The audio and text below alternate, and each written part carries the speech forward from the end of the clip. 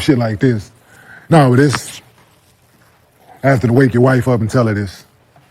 You know what I'm saying? Yeah. Like having to break this news to the little ones. They're excited when KJ come by. So it's that people don't understand. You know what I'm saying? So it's hard to put into words without being emotional about it. Yeah. No, but nah, that's a good thing, man. That's really a good thing. And I'm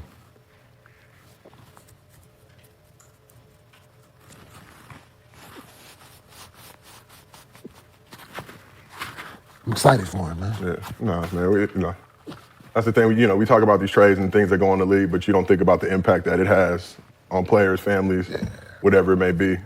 So, I know you appreciate the time that he got to be on the Clippers. Oh, man, I'm excited for him, man. It's just, let's have to break that news to the little ones.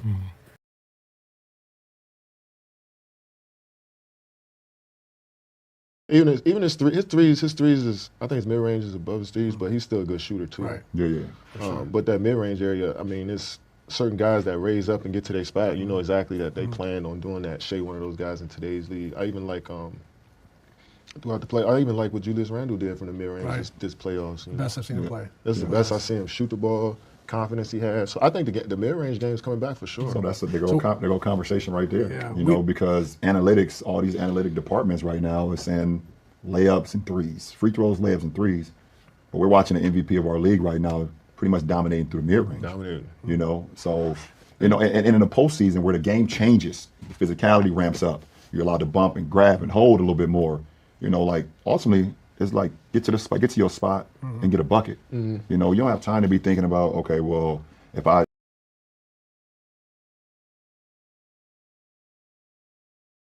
It was a thing from back home. Yeah. I remember it all started, I was in 6th grade. I always used to hoop at PE with the 8th graders. I remember I got into it with one of the 8th graders. Big dude. We ended up getting in a fight. And I beat him up. I've never told this story. I swear to God, I never told this story. I beat him up. He was an 8th grader, big dude. Beat him up. And the whole school was just like, oh, he got beat up like he was Debo. Everybody just stuck with it, calling me that after that. You know what I mean? It's crazy. I promise God I never told that story. And it came from me getting in a fight with an 8th grader. Yeah, that's funny. You remember that dude? Yeah. I probably.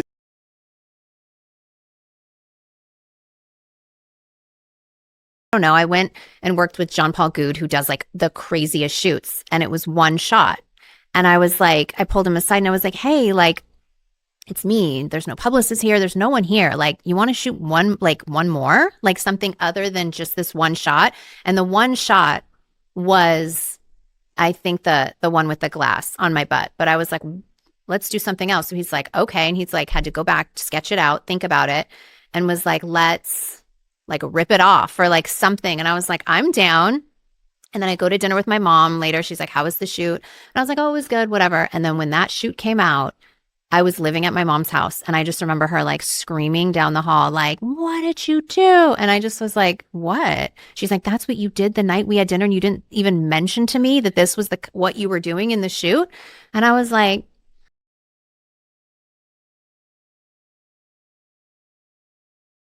during a visit to the country when she brought Kim Jong-il a basketball signed by Michael Jordan. Now, she did this because, despite his public disdain for America, Kim Jong-il privately loved the Chicago Bulls. His passion for the 90s-era Bulls was passed on to his son, Kim Jong-un. And banking on the dynasty's inherent love for basketball, we worked through official and back channels to propose a goodwill game of basketball with North Korea's national team. If they accepted, we would bring 3 members of the Harlem Globetrotters, who are the most natural ambassadors of goodwill in the game, and a real live Chicago Bull. And much to our surprise, it worked. The DPRK actually invited our delegates to come to North Korea and participate in a very, very rare, quote unquote, foreign sports exchange program.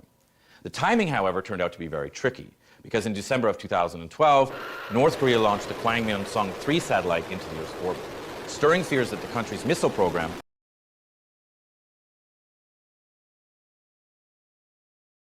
There was a lot of deflation in December 22, in fact.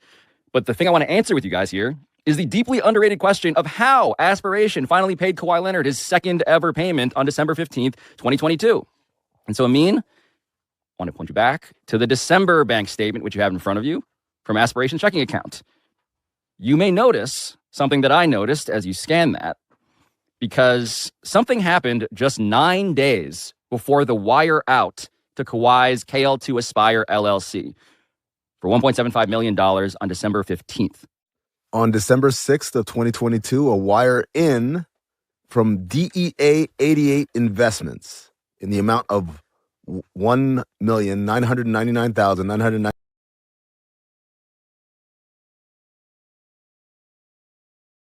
Eligibility restrictions apply. See DraftKings.com for more details.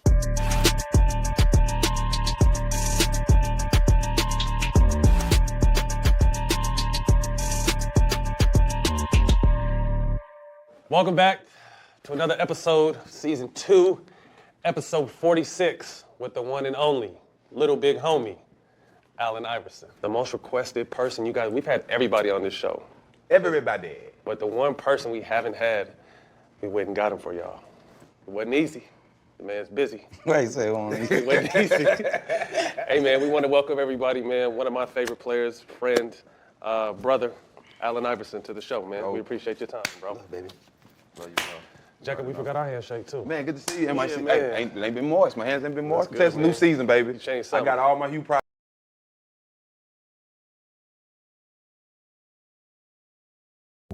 The times I went to collect money or to handle some of the funds, I'd literally go into the restaurant, say my name, say an order, go into the back, come back, get a few takeaway bags, and that could have been 50 grand in that bag, wrapped up in like boxes.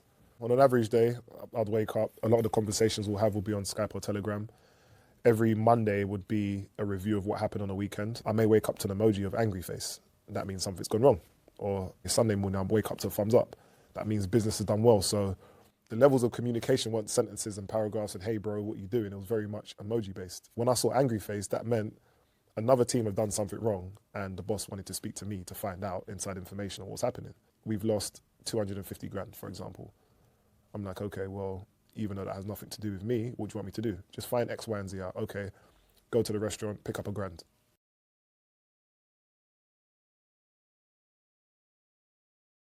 Off the street. I ain't on the street as much. I'm on a Peloton now. Okay.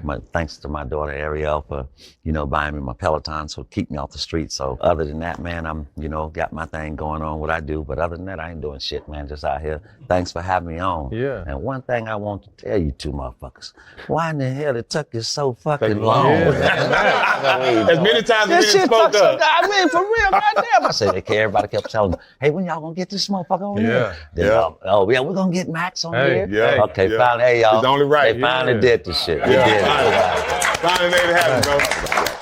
We're going to take that one. That's our OG. Sometimes they say perfect timing sounds like it's too late. Yeah, You know what I mean? That's what some people say. You know what I mean? That's right. I don't know how long ago, it was a couple months ago, but it made me spit my drink out and send it to my group chat when you went off on Vincent.